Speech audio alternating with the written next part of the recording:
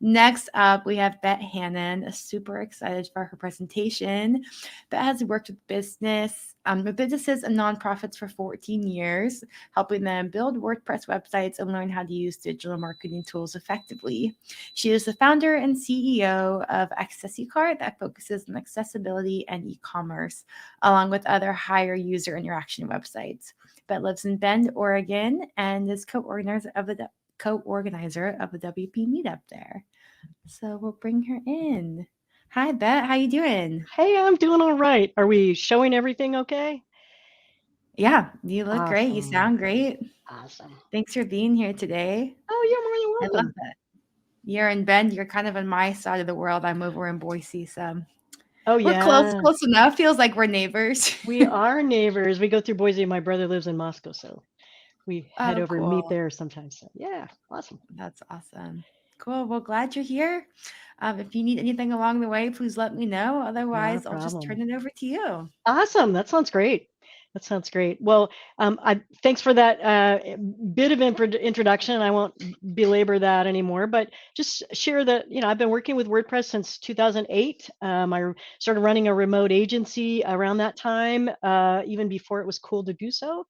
And we currently specialize in accessibility and e-commerce. And you can find me on Twitter. You can find me at our website, AccessiCart.com. And I'm also in the Kadence Facebook group if folks want to hit me up there too. So we're going to talk about accessibility today, not a technical talk, but more about what accessibility is and how you might want to get started.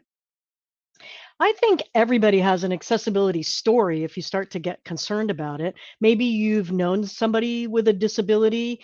Our agency story about accessibility starts with a client. A little over 5 years ago, one of our still current clients, a large California water district, let us know that they had become aware that there were some new laws coming up requiring them to have certain levels of accessibility, and they asked us to help them with that.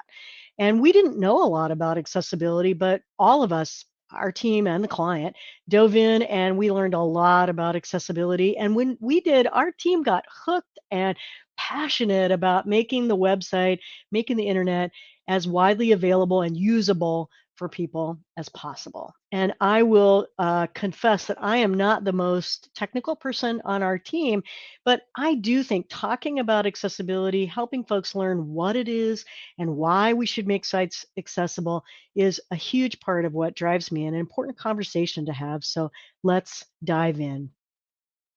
A lot of people start thinking about accessibility because they have heard about lawsuits. They want to avoid legal issues. So the chart on this slide shows the number of website accessibility lawsuits over the last 5 years. And as you can see, they are rising. And of those suits, 4,000 of them last year, about 15 to 20% of those are people being sued for a second or third time. So it's not just once and done. You can be sued more than once. You can even be sued more than once by the same person. The Americans with Disabilities Act in the US offers legal protections for people with disabilities, but it's not entirely clear yet how to meet ADA compliance with websites. ADA was signed in 1990 before the internet was really such a common thing in our lives. And so what we're left with is what we call surf by lawsuits, where businesses are being sued by customers with disabilities for their sites not being accessible under Title III of ADA, which deals with public accommodations. Now, some of those lawsuits are, absolutely legitimate. A user of the site came through. Some of them are a little bit more people suing a lot of people. One attorney and one plaintiff suing a lot of people. Typically, what happens is that the business may get what's called a demand letter. They get a letter in the mail that notifies them you have an accessibility issue on your site and we plan to sue you. Definitely don't ignore a demand letter if you get one. They can look a lot like junk mail. But if you ignore that demand letter, the next thing that will happen is that you'll get a summons and everything will move into court. So it's important not to let that just slide. You want to contact your attorney and get started. that number, those 4,000 some lawsuits last year, are only the cases that went to court. Thousands and thousands of more people actually got demand letters and settled them before they reached court. So there is that unfortunate situation where you've got some attorneys and plaintiffs that are filing hundreds and hundreds of cases, but the reality is that those cases are often coming down on the side of the disabled person, requiring that the site be made accessible. And even if something is settled out of court, the costs can be quite significant. You might have $20,000 in fees more. You're paying your attorney fees and the other person's attorney fees and any settlements. And of course, the larger and higher revenue your site is, the more that settlement amount can quickly escalate. Now, I should note for our non-US folks that there are other non-discrimination laws in other countries that require website accessibility. This would be true in Canada, the EU, UK, Australia, Japan. In most of those places, there are not really court cases. It's the government that does the enforcing of the law by giving out fines. So enforcement of these laws has not been very rigorous in most of those countries to date, but everyone should be aware that the European Accessibility Act will begin enforcement at new levels of accessibility laws at the end of June in 2025. And that's, right around the corner in terms of website development. So other laws, other places besides Europe will also be stepping up their enforcement over the coming years. So you'll probably start hearing a lot more about accessibility if you're in those countries. Now, I really don't like to fuel the fear mongering. A lot of people are really afraid of getting sued. But I think there are a lot of better business building, business positive reasons to make your website accessible. But if it's a fear of a lawsuit that gets you motivated to actually commit to learning and improving accessibility, well, then, that, I guess that's great. But let's talk about some of those other reasons and start with what is website accessibility. So when I go to networking events and I introduce myself and I say, well, my agency has a specialization in website accessibility, sometimes people are confused or at the very least curious because maybe they haven't ever thought at all about how disabled people might use the web. So let's lay some groundwork by talking about what exactly website accessibility is. The big picture is that a significant percentage of people have a permanent or a temporary impairment. That means they can't use the web in the same way that the majority of people do. So temporary impairment might be that I've broken my hand and I can't use it for mousing. Usually the term disabilities refers to more permanent limitations, but in the US, the CDC, the Centers for Disease Control, estimates that around 25% of all adults have a permanent or temporary impairment that requires accommodations. And the UN estimates all across the world, 20 to 25% of all adults have some kind of impairment like that. So that's 1 in 4 or 5 people. That's a lot of people. It's not, I think sometimes the perception is when we're talking about accessibility for people with disabilities, that it's a quite small number, but it's actually a pretty significant number. And remember, this number goes up as we age. So as people get older, the percentage of people that are disabled increases. The average age in the US and EU and other developed nations also is, the average age is increasing. So that is increasing, and then all of us are one accident or illness away from disability. So it can be a fairly significant number of folks. So here's a definition of web accessibility. Website accessibility gives people with diverse abilities equal access and equal opportunity to access and use web content. And you might notice that this is civil rights or human rights language. And the framework is really thinking about creating equal access so that you aren't excluding anyone. And so that's what we're talking about when we talk about web accessibility. But what does that look like practically speaking? Well, here are a couple of examples. If you are a person who has severe visual disabilities, maybe even total blindness, there are tools like screen readers that will be able to read out loud to you all the content on a web page, and it's usable if it's formatted properly. So One of the older screen reader technologies is JAWS, and a license for that might cost you $1,000 a year. It's not cheap to have disabilities. And a newer screen reader is called NVDA, for non-visual display access, and that is open source. That means it's free. You can go to the NVDA site and download that software to try it out. They will ask you for a donation when you do that, and I encourage you to make that small donation. NVDA is doing some amazing work in lesser developed nations with blind young people to give them job skills, and so it's some amazing work that's going on. So you can download NVDA and play around with a screen reader. The thing to remember if you do that is that people who depend on screen readers are going to use them differently than you might imagine, right? So one thing is, for example, people with who depend on screen readers might regularly ask the screen reader, read out loud to me all the H2 headings. And so essentially they're doing the same thing people who are sighted are doing, right? We're scanning for content that's relevant to us, but they're using the screen reader to do that.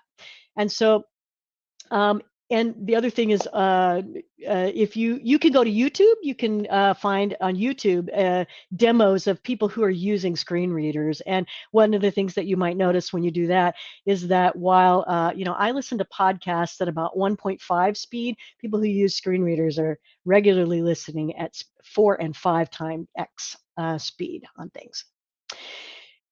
If you're not, here's a different example. If you're not able to use a mouse with your hands, there are adaptive devices. These adaptive devices are typically very customized to the particular person's disability. Stephen Hawking had a little sensor on his cheek. He was able to move cheek muscles, and that would help him navigate through the website by using cheek. There are also devices for eye trackers or puff devices. Sometimes people can move a big kind of joystick. So all kinds of devices that people might be able to use to navigate through websites. And those are just a couple of examples of disabilities, but we really are talking about a whole spectrum of all kinds of disabilities that we might want to try to make our websites welcoming for people who have not just blindness, but low vision. So those folks might need something that is able to be magnified well. People who are colorblind, my brother is colorblind. Age-related vision changes are important, and that's not just like having trouble with the fine print, but as we age, the lens of our eye yellows, and so gradually, and so that changes our color perception. People who have mobility issues, as we talked about before, reading disabilities, people who have seizures, if you have flashing things, people of different cognitive abilities, some sensory and focus issues, things like ADHD, and even anxiety and depression, where people can give up if you have a process, let's say a checkout process or a membership process that's too long, and they just feel like it's never going to end, and they just give up. So all kinds of different sorts of disabilities that we might want to think about in terms of websites. The fullest place to go for information about the technical ways to begin to address these things is called the WCAG, or the WCAG, Website Content Accessibility Guidelines. And that's where you're going to find those technical pieces of how to begin to try and make your website more accessible. There are 3 levels of guidelines: single A, double A, triple A. Double A is the most common focus of effort. And so that's where you'd want to go to start learning more about the implementations or the technical aspects of web accessibility. And it's important to remember that these are not like rules, hard and fast rules, and they're guidelines specifically because there's a lot that has to be contextual with web accessibility.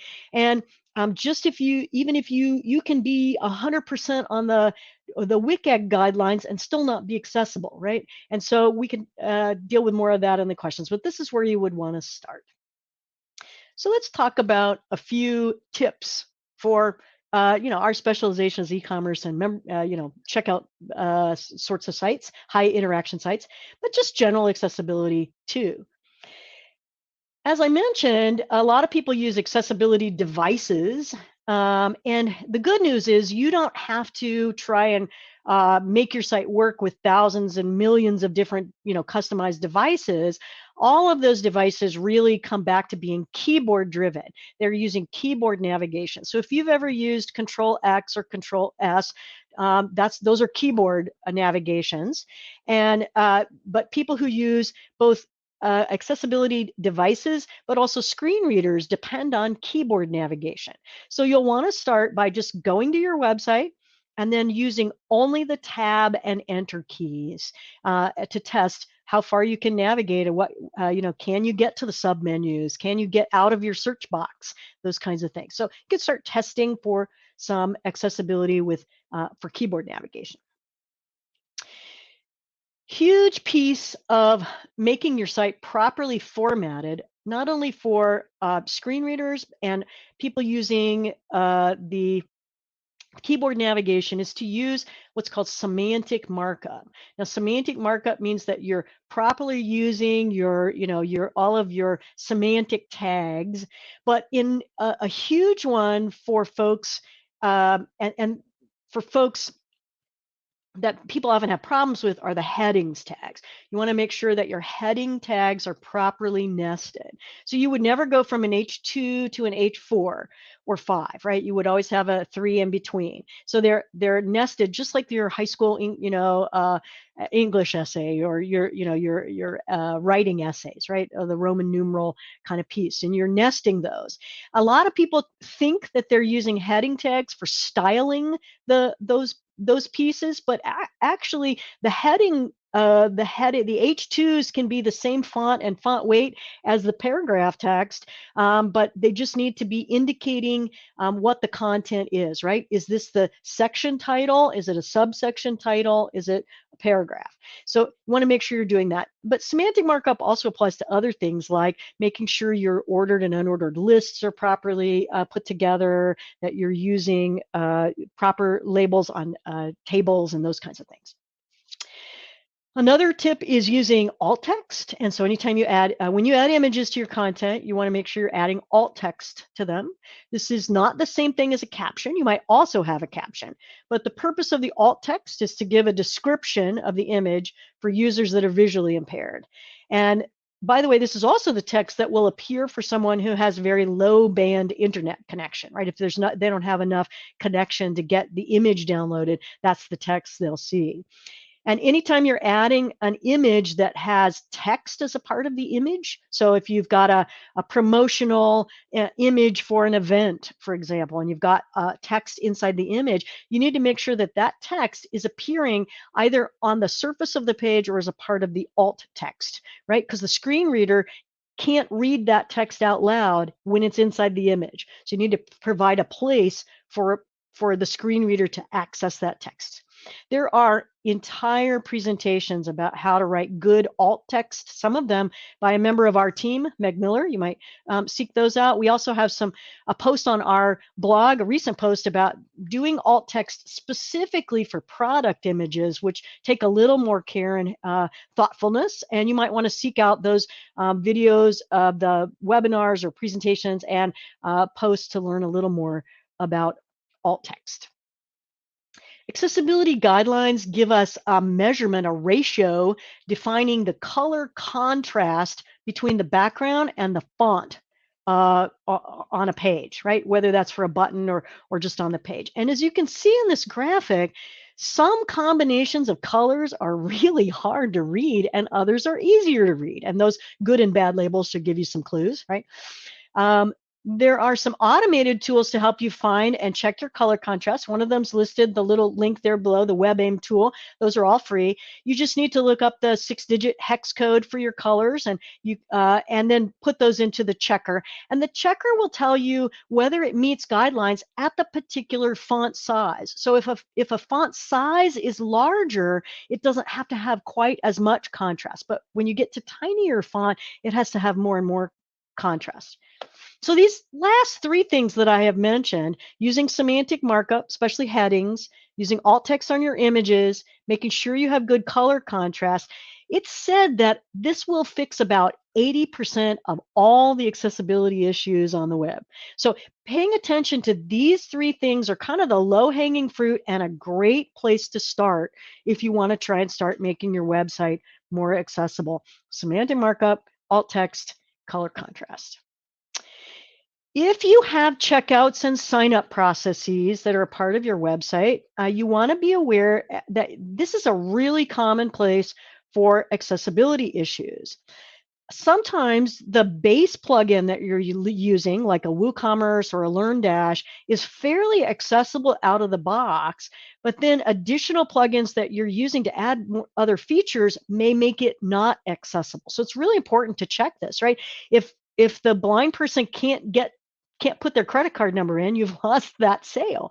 And so you want to make sure that you are checking that thing. And primarily you're looking for checking keyboard navigation to make sure that someone can change fields, they can change the quantity or the color as a part of the checkout process. Here's a PSA, public service announcement. So some of the free online tools that I've recommended already use AI or artificial intelligence to check accessibility issues. And there are some plugins, particularly some plugins that are flush with some venture capital investments, who seem to be everywhere, advertising that they can fix all of your accessibility issues if you just install one plugin or have a little script of code. And these plugins are scripts that are using JavaScript there to look for accessibility issues and fix at least some of them on the fly as the page loads. And so they usually offer a little widget for tools for disabled people can pick a certain tool. And these are called overlay plugins. It's important to know that the artificial intelligence in these overlay plugins can, and all accessibility checkers that are using AI, automated tools, can only find about 30% of issues. So that tool can tell you whether you have alt text or not, but it can't tell you whether it's good alt text or helpful alt text. It can't tell you whether your pages are keyboard navigatable at all. And that's a big accessibility issue. So it's not really advised to use these plugins, but if you do use them, be aware that they are not going to solve all your issues and be the easy button. That you will still need to do some work around accessibility, even with these plugins. It's important, I should share, these plugins and tools are using the JavaScript to put the tools on the page. If a person is disabled, they typically already have similar tools installed and customized on their machine so they can get to the other 99% of websites on the web. And often those JavaScripts conflict and make neither set of tools work. And so many disabled people install browser extensions to block the overlay plugins. There are also some increasing concerns about privacy because some of these tools, if a disabled person checks that they want to use the magnifier for people with visual disabilities, they're saving that information via the person's IP address to serve up, make it easier for them later, ostensibly, but they're storing that information without notifying either the site owner or the user, and that's a GDPR violation.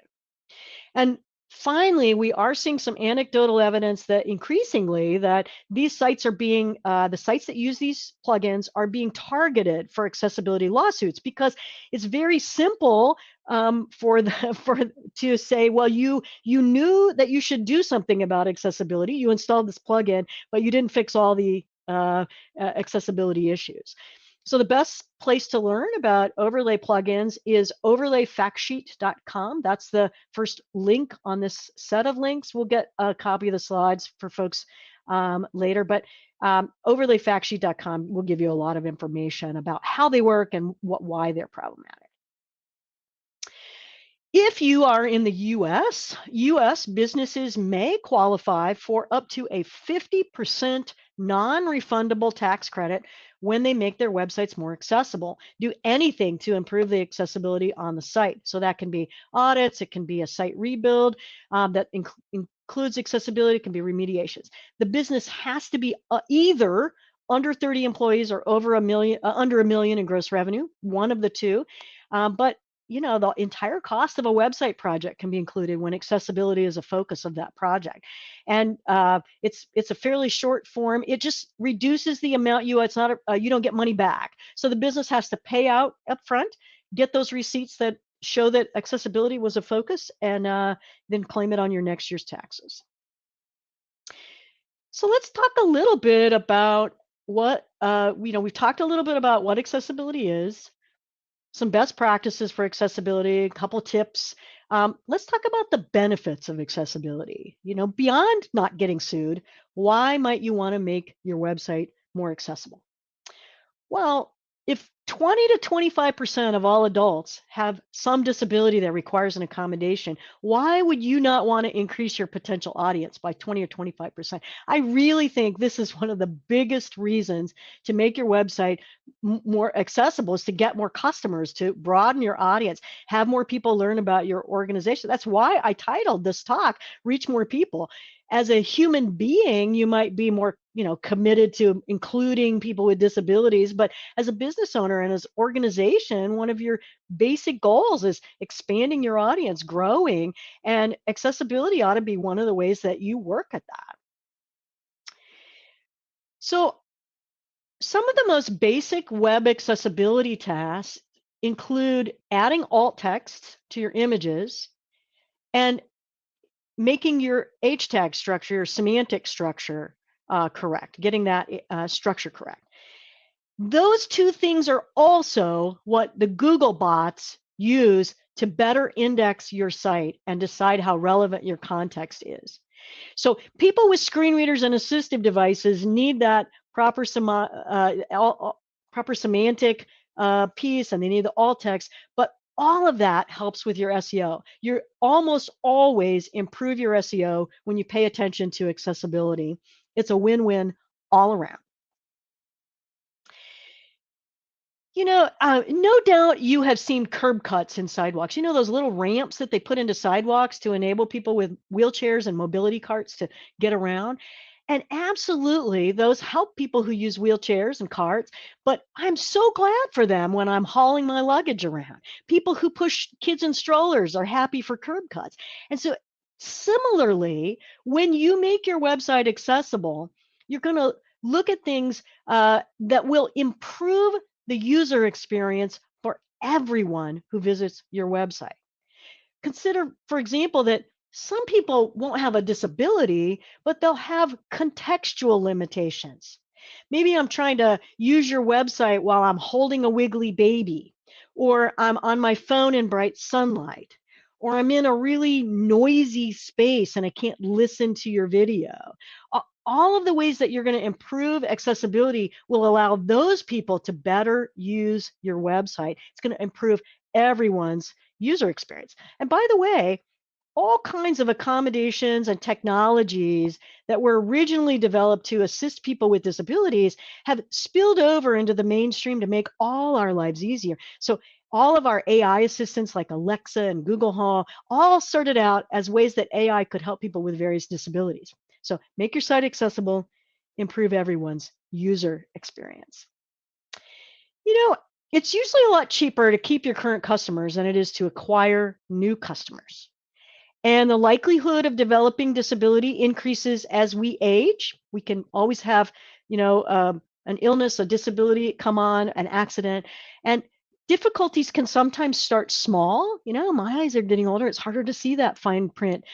And smart businesses want to keep their customers even while they might develop disabilities. And so making your website accessible is partly an investment in retaining those customers. And anytime you have any sort of customer interactions on your website, paying invoices, scheduling services, buying things, you'll want to especially make sure that those functions are as accessible as possible. I think most of us like to feel good about the brands that we associate with. experts call this, people who are conscious of this, belief-driven buyers. Now, we want to buy from the local shop that invests in our community, or we turn away from brands if we discover they're using sweatshops. There's a researcher, Dan Edelman, in this area. He estimates that nearly 2/3, 64% of consumers around the world will buy or boycott a brand solely because of its position on a social or political issue. So making a business website accessible and then not hesitating to make that known broadcasts some values about inclusion and making a positive difference in the world. And it can be an investment in your brand, especially if your brand is already about including outsiders or diversity. This is not only, by the way, attractive to people with disabilities. When I have a family member or a friend or loved one who's affected by a disability, I pay attention to whether they're included or excluded. I want to be a part of making the world a more welcoming place for them. And more importantly, I care about their human dignity and their being able to live independently. And so when I have choices between companies that support independence for my blind friend, for example, and one that doesn't, all things being equal, I choose the brands that are inclusive of my friends. So how does that work? Well, when you make your site accessible, you might want to put an accessibility statement on your website. It doesn't have to be, front and center. This is a screenshot of the footer of our website. So we have an accessibility statement right down there with the privacy policy in the footer. And accessibility statements typically include 3 parts. First, some sort of statement that says we want everybody to be able to use this website, enjoy the website. 2, some commitment to WCAG or the content guidelines, or at least an acknowledgement of some sort that you're trying to make the website accessible for people with disabilities. And 3, an acknowledgement that keeping a website, maintaining accessibility on a website is ongoing work, and that users may encounter problems and you invite them to contact you with any accessibility issues. And then, of course, you have to pay attention to that, right? You have to respond when people notify you. But this won't necessarily prevent you from getting sued, but it certainly creates the sets the tone for how you want to interact with people around accessibility on your website. So on the journey to make your website more accessible, you may want to get some outside help for evaluating accessibility. This is commonly called an accessibility audit. So unfortunately, there are a lot of folks out there hanging a shingle out as accessibility experts, so kind of like SEO experts. So you need to be a little savvy about this. So here are some tips about looking for an accessibility audit. As I mentioned before, the AI and automated tests can only find about 30% of accessibility issues. So many times you'll see an audit that will be offered very cheaply or even free. And those audits are simply using some sort of online automated tool that creates a report for you that you could have done yourself. So just be aware that if things seem really low cost, that means probably they're not they're not going to give you much more than you could have done DIY. You want to make sure that the audit is going to include some human testing then. So ask that question, do you include human testing? Or how do you include human testing?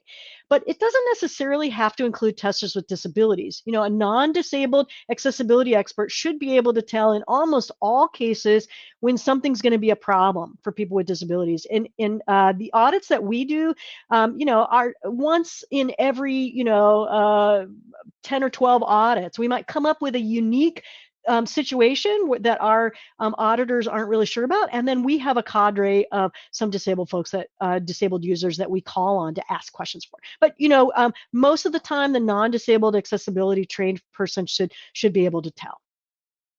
You probably don't want to have someone audit every single page of your website. If it's 30 or 50 or a 10,000 post blog, it's usually prohibitively expensive to audit every single page of your site. So typically what you want to look for is called a sampling audit. So the auditing team will help you identify a representative sample of the various layouts and key functionalities on your website. Our agency offers sampling audits with 10, 20, or 30 URLs. Typically, you're identifying specific URLs to look at or functionalities. And you don't necessarily need to get an expert to fix all the problems on your website. You can obviously do that, but you can get an audit report, and in many cases, your own developer, if you have a regular developer, can take that report and make the fixes. Or your developer is probably not going to want to add alt text to 10,000 images on your recipe blog. That may be a DIY project or something that gets outsourced to a VA with some specific instructions. So various ways to, you don't necessarily need to pay the professionals to do all the remediations all the time. Although you may want to have some, folks helping you with things. So finally, this is just a couple of the ways that our agency, AccessiCart, helps folks with accessibility that might be helpful for you to know about. For e-commerce and other sites with checkouts, we offer a mini audit of the checkout. So just focusing on adding a product or an item to the cart and doing the checkout. And as I mentioned earlier, this is a really common place to find accessibility issues. And it can be a great place to start for people who have e-commerce or LMS or membership sites. One way to spread out the cost for making your site more accessible is one of our audit and remediation monthly plans that we audit. Each of these plans is basically a bucket of hours for audits and remediations to work on just about any platform, WordPress or Shopify, or try to stump us. We'll figure it out. And so one of the important parts of those plans is that we provide monthly documentation reports. So we've been told by attorneys that having evidence of working on accessibility and making progress in making your site more accessible can be an important resource if your site gets sued or fined. And so providing that documentation is a part of our plans. We do offer discounts for agencies in these plans. Often we are working alongside agencies, like they would bring in an SEO expert or other subject matter expert. And we really enjoy working with agencies to create value for both the agency and the site owner. And you can learn more about those options and other things we offer at AccessiCart.com. Accessibility is the right thing to do, and it makes a lot of business sense. And I hope that you learned at least one new thing about accessibility today. And I thank you for listening. And I'm hoping we still have time for questions. And I will get out of the piece here and try to get back over. Yeah. Thank you so much. That was amazing. I learned a ton. Just a couple of comments from people. Jill Simpson said, "Great presentation, Beth. Thanks for sharing the important message about accessibility." Illumina Publication said, "I'm so glad you guys are talking about ADA. When I worked as a webmaster in government, ADA was part of my responsibilities, as this is a huge issue that most sites ignore, sadly." And it's so true. I think so many sites do ignore this. And I really did learn a ton. So thank you so much for sharing this message. You're welcome. Thanks for being here. Yeah. Any other questions? I don't see any here now. But if people do, they can just leave them in the comments. And then if you want to check in on the comments later and see if anyone asks questions, you do that. You can also find that on the Facebook group. So if you just want to tag her on there, I'm sure she'll get back to you. But there is a question. Absolutely. Question from Joe. Oh, Joe. Hi, Joe. He said, during the pandemic, businesses were forced to offer services online. Have you seen a trend to continue to do so and make their checkout processes ally-friendly? Yeah. It is, yes. I think there's no putting the genie back in the bottle. And so a lot of organizations, businesses, nonprofits, others are I think they hoped that it would all go away, right? And they wouldn't have to keep working on things. So they really are going to have to continue to work at making things more accessible. Joe uses the abbreviation accessibility. When you spell it out, it starts with an A and it ends with a Y, and there are 11 characters in the middle. And so sometimes we abbreviate accessibility A11Y. And Okay. sometimes, yeah, Cool. but yeah, Cool. That's good awesome. to know. Yeah, it's a thing to keep learning about. I think for developers and people that are thinking about their websites, it's going to be a lot like mobile responsive was 10 and Yeah, 12 and 13 years totally. ago.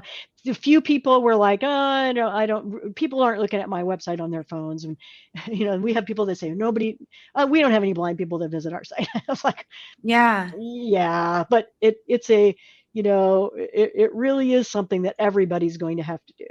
for sure. Well, 1 in 4 was such an interesting statistic that you brought up, that 1 in 4 people have a disability, and that's something that I was like, whoa, I didn't realize that, and Well, and kind of had if to you're change thinking thinking about of it. just people who are blind or just people who have can't use a mouse because they have mobility, Sure. that's small. But then you have to think about like 10% of all adults have some kind of color blindness, Yeah, right? that's And so wild. you get people Yeah. that have reading disabilities or and some of the things like for people that have reading disabilities, when you full justify it's little things, right? You full justify the text and it has lots of white spaces. Hmm. And those are called rivers of white, because the people with reading disabilities often just see the white and can't read the words. And so finding ways that you're, making things more easier to use for everybody is really just, yeah, Yeah. awesome. Yeah. Well, I love it. Thank you for Oh, you're sharing. more than Really welcome. appreciate you being here. Yeah, you're more than welcome. And I'm happy I to think you reach had out some links with, to share. yeah, I have, if people wanted to find out more about where do I share those? You can send those to me, and then I'll get them. I can post them. Okay, awesome. I'll do that. There we go. That's the plans that I talked about, the various levels of plans that I shared at the end. And there are other folks that do those kind of similar plans too. But reach out if folks have questions. Happy to do that. Cool.